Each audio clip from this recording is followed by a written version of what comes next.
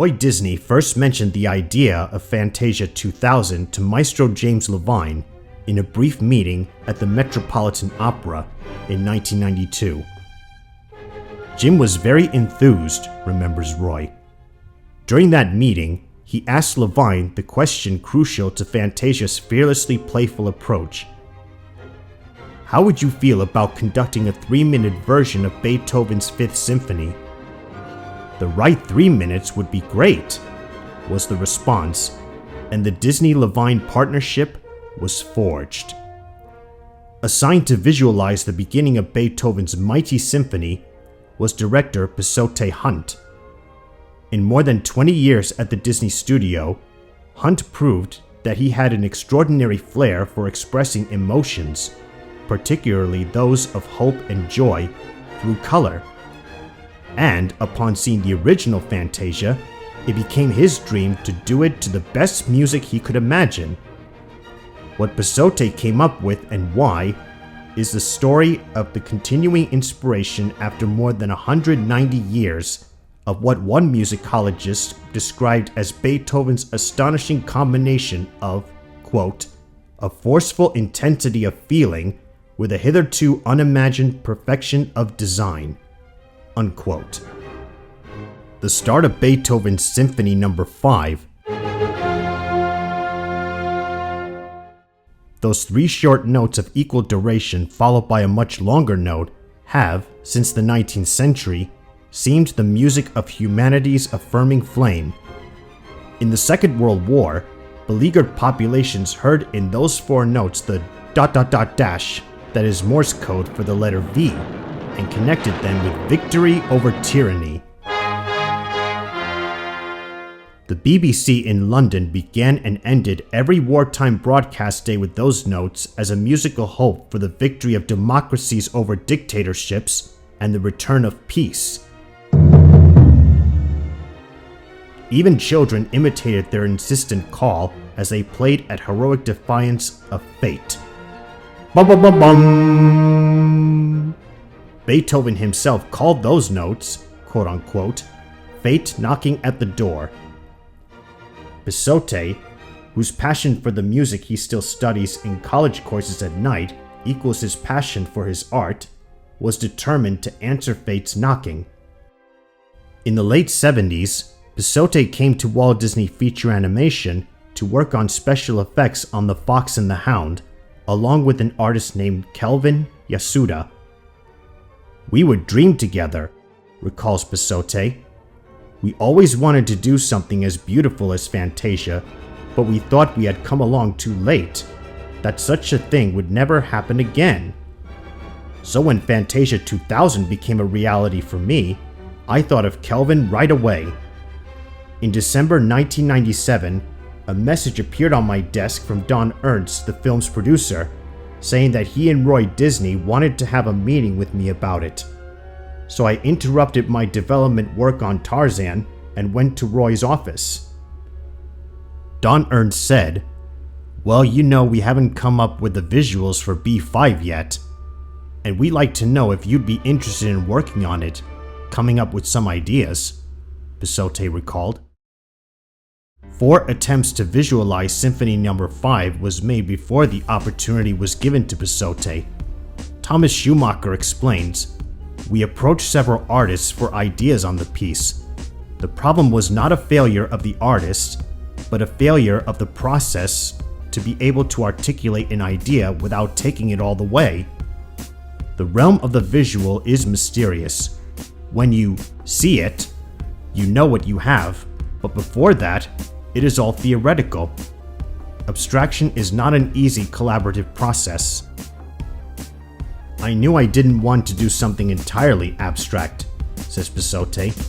Nowadays, you can get something abstract on every computer screen, so that wasn't going to work for me. And after going back and reviewing all of the work of Oskar Fischinger, I saw that it was so strong and so beautiful that I don't care how many computers you throw at it to do an abstract piece. Fissinger's work is going to stand head and shoulders above it. To me, it's the soul of the man that's up there, and that will give it life forever. Oskar Fischinger, the pioneer of abstract animation to classical music, made classic films in his native Germany that caused Walt Disney to hire him for the original Fantasia to work on an animated abstract visualization of Bach's Toccata and Fugue in D minor. Fissinger's films, however, were all personal visions, and when he saw his work being changed for a group project whose final arbiter was Walt Disney, he asked to be let out of his contract, and was. Some of his designs remain in the Bach, and he designed the magic that comes from the Blue Fairy's wand in Pinocchio, but his best work is not collaborative. Bissote Hunt would have to collaborate to some degree, but Roy Disney was offering him what Walt Disney had not offered Fissinger, a chance to get his personal vision on the screen. Roy said it seemed to him that Beethoven's piece was going to have to be a single vision, remembers Bissote, because trying to come up with it as a group project wasn't going to work for this. At that point, I was very interested. I had a few questions.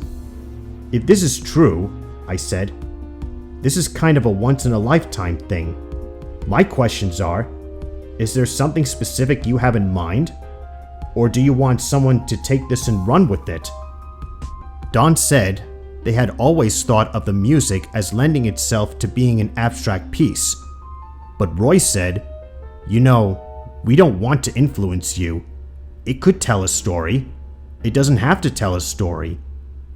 And then Roy Disney looked at me and he said, we just want you to take this piece of music and go dream. So one day, on an early morning walk near his home in Pasadena, Bissote was inspired by the glory of dawn to begin his visualization by making a sketch of nighttime conquered by 3 blasts of sheet lightning, revealing a single beam of light. Light shining through the darkness was now established as his primary motif. Its repeated effulgence, the visual equivalent of Beethoven's first 4 notes. Basically, I call those first 4 notes the wake-up call, says Bissote. You hear those notes, your ears are rapt, ready for more. Beethoven is about to take us on a journey. Representing that journey visually, I hope to share with the audience all that is in Beethoven's piece. In his symphony, Beethoven immediately repeats his famous motif. And in his storyboard, Bissote immediately repeated his 3 blasts of sheet lightning, but this time, he let them reveal large blasts of color. Thinking visually as Beethoven was thinking auditorially, Bissote acts as his own layout artist and calls for a medium long shot.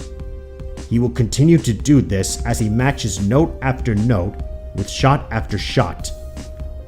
He calls for his background to cross-dissolve to a sunset color and decides that this large beam of light will condense to a single beam of light from the bottom of the clouds. These clouds are not abstractions. They are literal clouds, but they belong to a world in which abstract forms will enact an abstract drama that Bissote is thinking of as, quote-unquote, the battle of good and evil. The idea was a very simple one, he recalls. I knew I wanted to do something with the final conflict in the battle of good and evil. Listening to the Chicago Symphony Orchestra's performance of the piece helped the director to hone his ideas. Bissote explains, after I heard the Levine interpretation, I realized that the tempo was much faster than in the recordings familiar to me. His recording was sharper and more spirited, the energy much more focused. It was the difference between being hit by a medicine ball and a laser beam. Conductor Levine states, I always tried to do pieces as close as possible to everything we know about the indications the composer gave us for interpretation. In the case of this work, Beethoven left us character indications, metronome marks, dynamics, all kinds of clues. This performance is, to whatever extent possible, inspired by that. Beethoven, Levine continues, was the first composer to demand of the performer that he execute very difficult musical ideas with unremitting energy, regardless of the high contrast at fast tempi. Clearly, the piece is easier to do at slower tempi. But part of Beethoven's conception of the work was the intensity that comes from successfully executing his intentions. Bisotte listened to an entire first theme that Beethoven based on that opening motif. As the theme unfolds, the motif seems tossed from one section of instruments to the other, as Maestro Levine conducts the moderately large orchestra from the Chicago Symphony of string instruments, wind instruments, and timpani to play with the motif. The instruments gave me a sense of color and of lightness, says Bisotte. They helped me find how heavy or dark the piece should be. For the rhythm of the motif, stated and restated, with the tonal pattern varied for dynamic purposes, Bisotte envisioned a single beam of light splashing from cloud to cloud, turning the sky into a waterfall of light. I've always wanted to do a waterfall of light, says Bisotte. Achieving that was one of the great moments in my life. To co-express the intense emotions of Beethoven, Bisotte made change of color an integral factor in the action of the drama of light against darkness that he wanted to put on the screen. In January 1998, inspired by the first movement of Beethoven's piece, Bisotte made 68 pastel paintings in 8 days. It accelerated as I painted, he recalls. They all came in continuity. At one point, I stopped sketching ideas in my little sketchbook and went from drawings to pastels. Sometimes I hit a repetition of something that gave me a feeling of contrasting textures. I'd think, hey, there's something contrasty here. I can use that. Something else would make me feel, wow, that opens the door to new colors. I can go somewhere. But of course, it all began with that famous beginning. Bisotte eventually broke down his vision into 31 scenes. Painting Beethoven's Fifth, he and Kelvin Yasuda first laid down a base of different colored paints before adding the layers of pastels. The last 13 scenes of this drama illustrate how Beethoven used color to get his purely emotional response as he drove toward the very large and powerful chords with which Beethoven brought the movement to a close. Bisotte had already set up a situation where multicolored shapes splash out of water to play until they are attacked by a swarm of dark shapes that have exploded out of a rock formation. Here again, Levine's interpretation of the piece at a fast tempo helped shape Bisotte's vision. Now when those pods open, explains Bisotte, instead of spending time with a couple of dark shapes to see where they are going, as I had first imagined, they swarm like killer bees. They work as a unit as the music unifies the actions of my shapes. They become more intense, more energetic, more evil, more menacing.